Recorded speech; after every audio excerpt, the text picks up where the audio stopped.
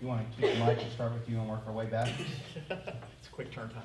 If elected, what are the top 3 items on your agenda, and how would you get them implemented? Okay.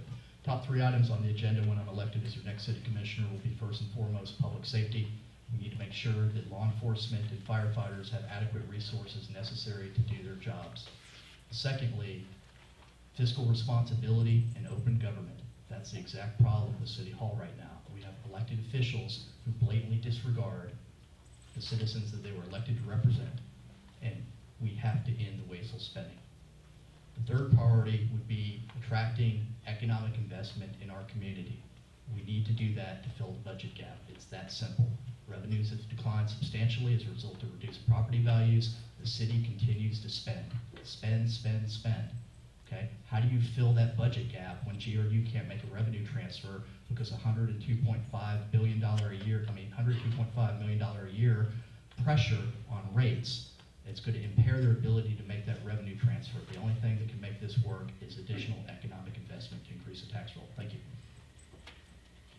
Can you restate that question, please? Sure. If elected, what are the top 3 items on your agenda, and how will you get them implemented? The top 3, my name is Richard Sutton. The top 3 is, foremost, I'm against the biomass plant, and I would do whatever it takes, probably try to champion a buyout clause to stop the biomass plant. Second, I believe in a clean Gainesville and a safe Gainesville. I don't like a lot of the litter on the streets. And there are some things that we can do, like maybe have the fast food restaurants provide a garbage can in the drive-thru so we don't get a lot of that on the streets. We have a lot of graffiti going on in town. We need to crack down on the graffiti. But I'm big on government in the sunshine. And if I was elected, the biomass thing would never have happened. The thing with the redacted contract, that never would have happened. I'm also for fiscal responsibility and for cutting government spending and balancing the budget. Thank you.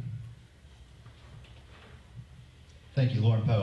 I'd like to say my top 3 priorities would be Innovation Gainesville, Innovation Gainesville, Innovation Gainesville, because I think it's something that's going to, if successfully done, help rise the tide for a lot of other type issues out there.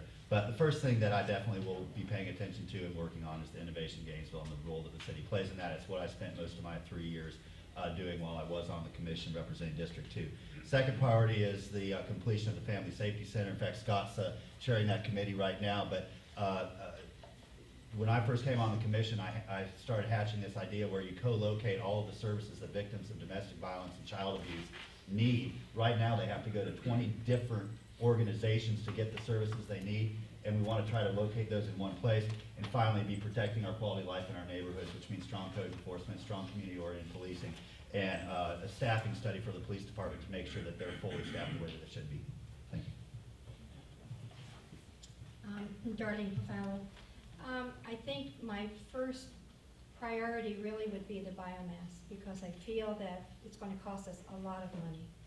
We have no idea what it's going to cost. They say citizens $10 and change a month. What about the businesses? What's going to be cost to the businesses in this community? And how many of these businesses are going to go out of business? And then what's going to happen with our employment? Unemployment will go up. And then after that, the police will be busier because the crime will go up.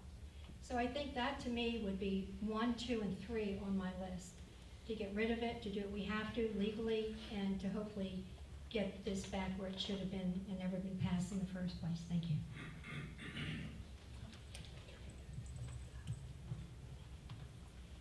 Donna, Lutz. This is my first priority. This is the budget for our county. We have on page 149 over $1 billion in debt. $1 billion. We have got to become physically more responsible. We have got to take a look at all parts of our government departments.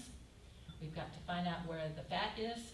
We've got to look at our pensions and our budget and our payments for the city services. We have got to help the businesses that are here to maintain and create so that we can have some revenue. But this, if we don't get rid of this, we're not going anywhere.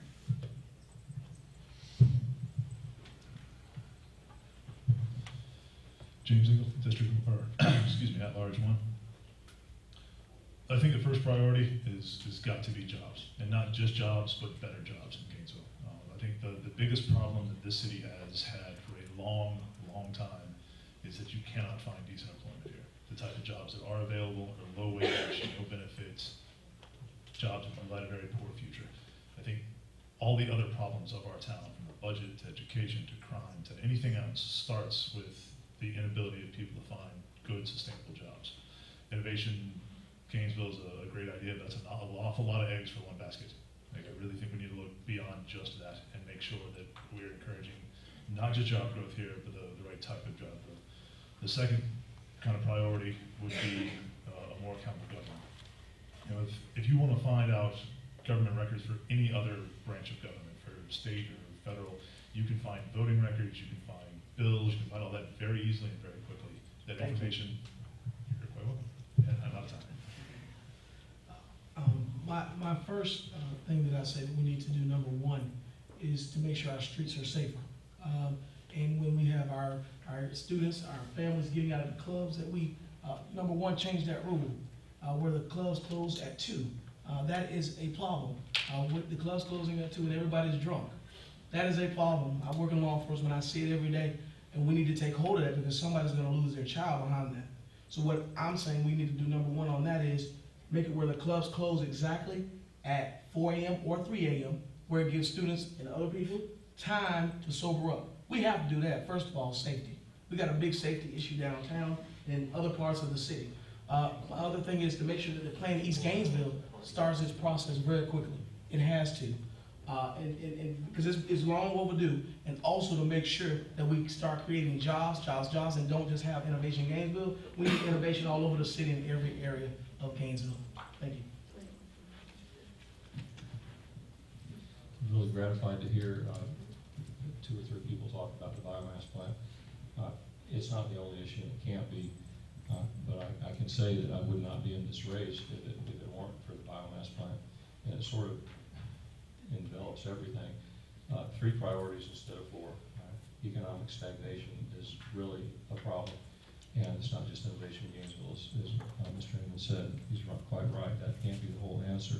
There has to be economic growth from money, and a biomass plant is going to be sucking a lot of money out of the community. The second area is opportunity for young people, and I think that goes not just to jobs, but to early training as well.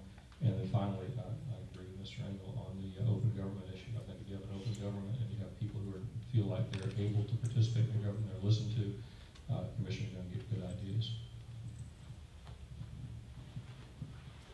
Well, I'm excited about the Momentum 2015 initiative that the Chamber of Commerce is engaged in, and I would be excited about participating in that and trying to see it through fruition. I also would like to develop a stronger collaboration with the school system to build a stellar school system, which would be very attractive to businesses to come here because we would have a more skilled workforce. And in so doing, I would like to find more innovative ways to expand the job market and find relevant job training. I heard one of my colleagues down at the end talk about a vortex for training people in Gainesville, and we need to do that. But my top priority would be Plan East Gainesville. Plan East Gainesville, we need a thriving commerce in East Gainesville. There's a lot of land space ready for it. We have the workforce. All we need to do is get them trained. I think Plan East Gainesville is going to change the way Gainesville can do business.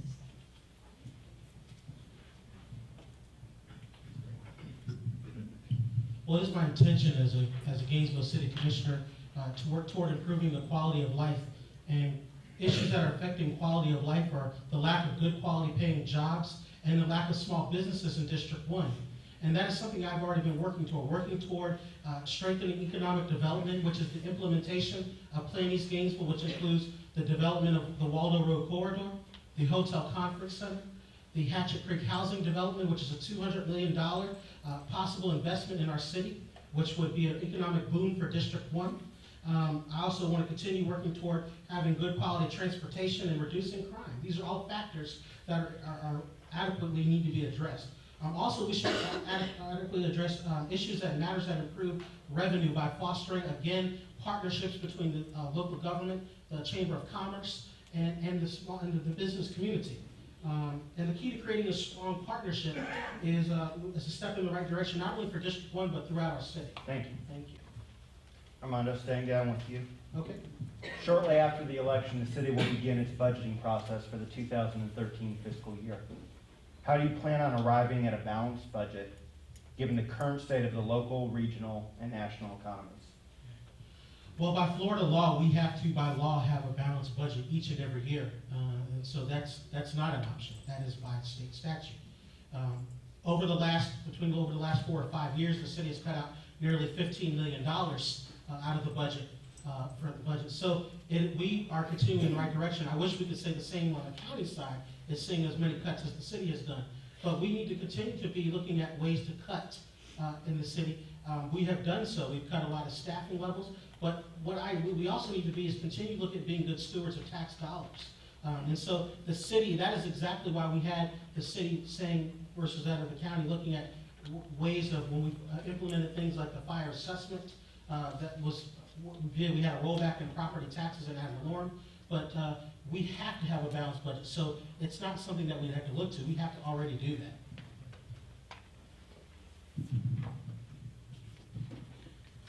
As Armando said, we have to have a balanced budget. But if we want to bring more programs, attract new businesses and do things, we need money. So I think we need to find new revenue in order to keep our city growing and thriving and being the place it can be. And I think I would be vigilant by looking for special funding for special projects. I would also look at all of our charter offices for each one of their departments and tell them that I'm expecting them to find new ways to fund some of the programs that they have.